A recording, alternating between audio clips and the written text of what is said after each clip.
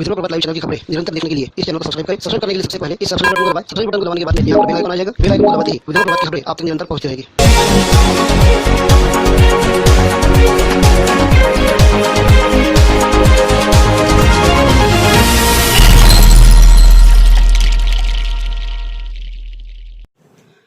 नमस्कार, मैं शैलेंद्र सिंह राठौड़ और आप देख रहे हैं विद्रोह प्रभात लाइव। आज हम बात करने जा रहे हैं पंकज सोलर सिस्टम के संचालक पंकज बारब्दे यानी राज बारब्दे इनके बारे में। पंकज सोलर सिस्टम के जरिए पूरे मेलघाट में सोलर सिस्टम से लेकर तो हर चीज, जैसे एलईडी टीवी से लेकर तो फॉग मशीन, ये सभी ग्राम पंचायतों में, सभी पंचायत समितियों में यहाँ पर पुराई गई थी पंकज सोलर सिस्टम के जरिए। लाखों का यहाँ पर टर्नओवर हुआ था और इसमें लाखों का घोटाला आज उजागर हो चुका है। राज बारब्दे मतलब पंकज सोलर सिस्टम के संचालक, इन्होंने यहाँ पर लाखों का घोटाला करके बता दिया। ये लाखों के घोटाले के कारनामे को जगजाहिर किया था परतवाड़ा के ही एक पत्रकार जुनैद अहमद ने इसकी पूरी जानकारी निकाली। मेलघाट में जाकर, वहां के ग्राम पंचायत में जाकर लोगों से मिलकर स्टिंग से लेकर हर तरीके से अपनी पूरी खुफिया जानकारी जमा करी। वह अपने अखबार में इस खबर को प्रमुखता से प्रकाशित कर दिया। लेकिन राज बारब्दे, जो कि यहाँ के एक जानी मानी हस्ती है, जिनकी पहुंच यहाँ के राज्य मंत्री बच्चू कडू से लेकर मेलघाट के विधायक आमदार पटेल तक है, आज इतनी बड़ी पहुंच रखने वाले इंसान के जब कारनामे इस अखबार में आने लग गए तो ये बहुत परेशान हो गए और अपनी इज्जत को बचाने के लिए इन्होंने वो कारनामा करके बताया जो एक मामूली राह चलता गुंडा भी करके बताएगा। पत्रकार को रोकने का एक ही हथियार रहता है कि उसे बदनाम करना है। और बदनाम कैसे करना है? सीधे थाने में जाना है और किसी भी पत्रकार के नाम से एक रिपोर्ट दे देने की है, मेरी खबर डाल रहा है और इसे रोकने के लिए इस पत्रकार ने मुझसे पैसे मांगे, यानी फिरौती मांगी। ये सबसे आसान तरीका है अच्छी खबरों से बचने का।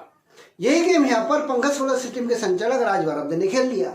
जुनैद अहमद के खिलाफ में परतवाड़ा पुलिस थाने में पहुंचकर इन्होंने यहाँ पर रिपोर्ट दे दी कि जुनैद अहमद, इन्होंने इनसे लाखों की राशि मांग ली ये न्यूज़ रोकने के लिए। के अंदर जब कोरोना का प्रादुर्भाव जब शुरू हुआ था तो शुरू होते समय जिला परिषद ने 30/3/2020 को एक पत्र निकाला था कि जो ग्राम पंचायत के अंदर 14 वित्त आयोग के जो पैसे थे, उस पैसों को सिर्फ कोरोना की वजह से, कोरोना के प्रादुर्भाव के चलते आप लोगों के, गांव के स्थानिक लोगों के आरोग्य, आहार, फवारनी ऐसे संबंधित इसी काम के लिए आप खर्चा कर सकते हैं। लेकिन इन्होंने उस पत्र का गैर उपयोग करके उस समय फॉगिंग मशीन खरीदी करे थे। अब मेरे को एक शैलेंद्र सिंह जी, आप एक बात ये बताएं कि जो फॉगिंग मशीन रहती है इसमें से धुआं निकलता है।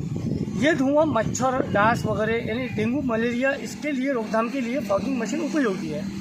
जबकि कोरोना का समय था, कोरोना काल शुरू था, कोरोना का प्रादुर्भाव बढ़ा हुआ था और कोरोना के विषाणु को मारने के लिए सैनिटाइज की मशीन की आवश्यकता रहती है, सैनिटाइजेशन की आवश्यकता रहती है।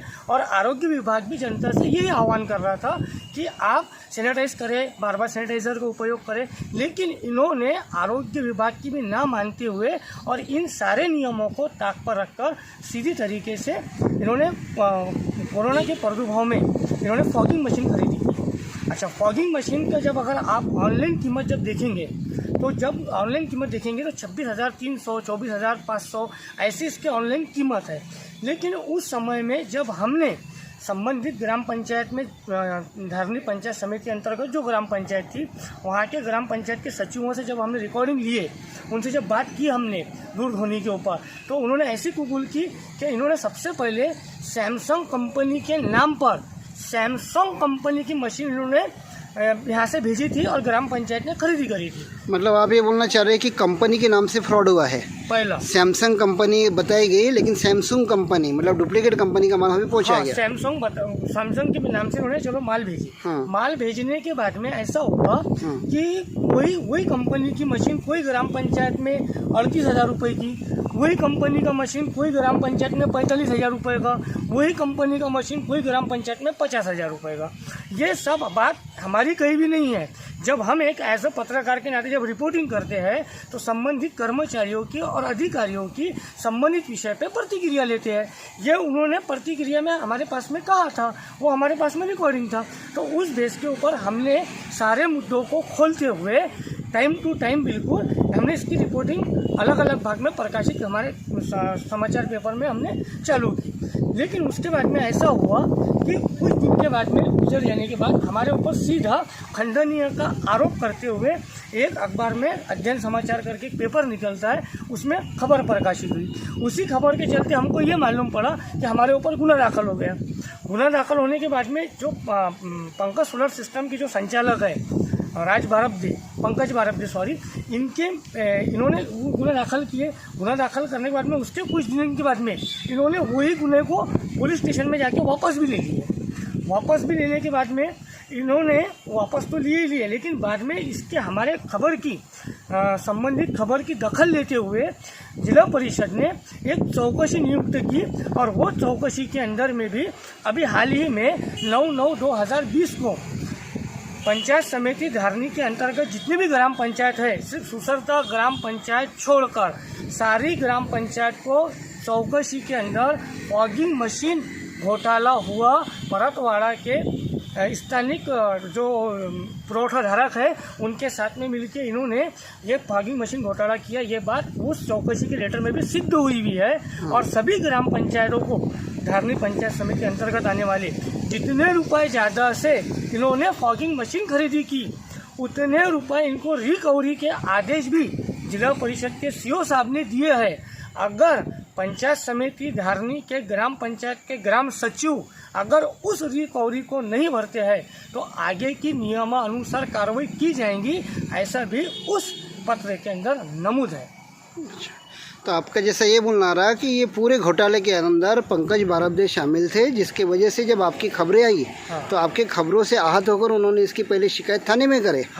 लेकिन जब आपके सब खबरों का उनको ये पता चला कि सब खबरें सही है और आगे आपको जैसे कोर्ट में ये सब चीज़ें भारी हो सकती, इसके बाद में उन्होंने अपनी शिकायत वापस ले ली है। बिल्कुल शैलेश जी, एब्सोल्युटली राइट। ठीक है, हुआ ऐसा कि उस समय के अंदर जब इन्होंने गुना दाखिल कराए तो भाई चलो मैं तो यानी मैं बहुत बड़ा पैसे वाला नहीं हूँ, मैं बहुत बड़ा रुतबे और पावर वाला नहीं हूँ कि चलो भाई मेरे प्रेशर की वजह से ये कंप्लेंट वापस दे रहा है। बाकायदा इन्होंने पुलिस स्टेशन में कंप्लेंट लिखवाने भी गए, और जब इनको वापस लेने के लिए जाने का था तो तब जो API है वहाँ के गुलाने साहब, उनके साथ ये चौकसी चल रही थी।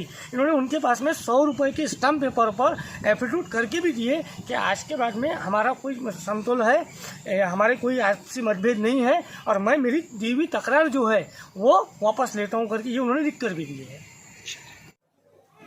ये क्या तरीका था? घोटाले इन्होंने करे, लाखों का गबन इन्होंने करा, फॉग मशीन से लेकर तो LED तक का इन्होंने सभी जगह घोटाले कर डाले, हर ग्राम पंचायत को फंसाया, हर पंचायत समिति को फंसाया, और इतना फंसाने के बाद में भी अब उस पत्रकार के खिलाफ में यहाँ पर रिपोर्ट दे डाली जिसने ईमानदारी से अपना काम करके बताया था, आज घोटाला को जगजाहिर करके बताया था। इस पत्रकार के खिलाफ में ये थाने में चले गए, और थाने में जाकर यहाँ पर इन्होंने रिपोर्ट देकर जैसे इस पत्रकार को फंसाने के लिए एक पूरा जाल बिछा दिया। इस जाल के अंदर इस पत्रकार को इस जाल में फंसाने के लिए राज बारब्दे का साथ दिया यहीं के एक वसूलीबाज पत्रकार जितेंद्र रोड़े। इन्होंने वसूली के लिए जितेंद्र रोड़े इन्होंने अध्ययन समाचार नाम का एक साप्ताहिक शुरू किया था। अध्ययन समाचार एक साप्ताहिक है, लेकिन कहते हैं ना कि घोटालेबाजों की संगत घोटालेबाजों से ही होती है, तो यहाँ पर भी वैसे ही हुआ। वसूलीबाज पत्रकार जितेंद्र रोड़े इन्होंने अध्ययन समाचार को एक जरिया बना लिया था वसूली ब्लैकमेलिंग का। साप्ताहिक पेपर होने के बाद में भी इन्होंने व्हाट्सएप पर एडिशन नाम का एक फोटो कॉपी रोज प्रकाशित करना शुरू कर डाली। फोटो कॉपी से लोगों को फंसाना शुरू कर दिया। जो फोटो कॉपी की डिजाइन मुश्किल से 30-40 रुपए में कोई भी बनाकर दे देगा, उसके ऊपर अध्ययन समाचार का बैनर लगाकर 10-10 हज़ार 5-5 हज़ार के बिल उन्होंने वसूलने चालू कर दिए। मतलब एक फोटो बताकर कि आपकी खबर प्रकाशित हो गई है, इसका आपको हमके बिल देना है।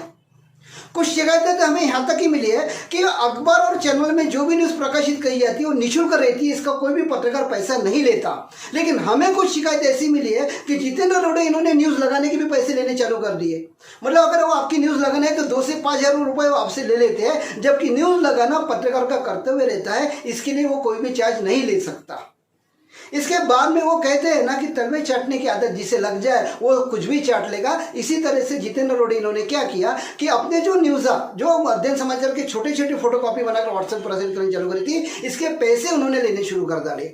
विज्ञापनों के पैसे लेना जायज होता है क्योंकि वो विज्ञापनों का चार्ज रहता है, लेकिन खबरें निःशुल्क रहती है, लोगों की इसकी जानकारी नहीं रहती और लोगों के इसी अभाव का फायदा उठाकर जितेंद्र रोड़े इन्होंने न्यूज़ों के भी पैसे वसूलने चालू कर दिए थे।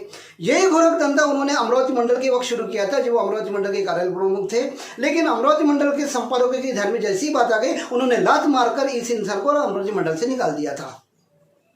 आज इन्होंने साथ दिया था पंकज सोलर सिस्टम के संचालक राज भारद्वाज। इनका दो घोटालेबाज एक जगह जमा हो गए थे, दो घोटालेबाजों का दिमाग एक साथ में काम करने लग गया था और इसके बाद में इन्होंने क्या किया कि पूरे मेलघाट को इन्होंने लूटने के लिए यहाँ पर फॉगिंग मशीन से लेकर एलईडी जो है पर वितरित की गई थी, सब में घोटाले करने शुरू कर दीजिए। आज ये आंकड़ा लाखों के ऊपर पहुंच चुका है जिसकी जांच अब अमरावती जिला परिषद कर रहा है।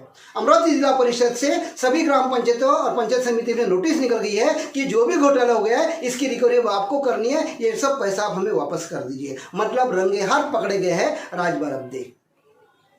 तो अब हम आज से इसके पूरे 5 भाग आप सभी के सामने ला रहे हैं। आज पहले भाग में हमने आपको पूरी जानकारी दे दी और अब अगले भागों में राज भारद्वाज ने कहां पर जाकर किस किस तरीके के घोटाले किए, वो इसमें जितेंद्र रोड़े ने इन्होंने इनका किस तरीके से साथ दिया, ये हम आपको अगले हर भाग में बताते जाएंगे। तो इसी तरह की खबरों के साथ में हम आपसे मिलते रहेंगे। तब तक ले इजाज़त दीजिए। नमस्कार।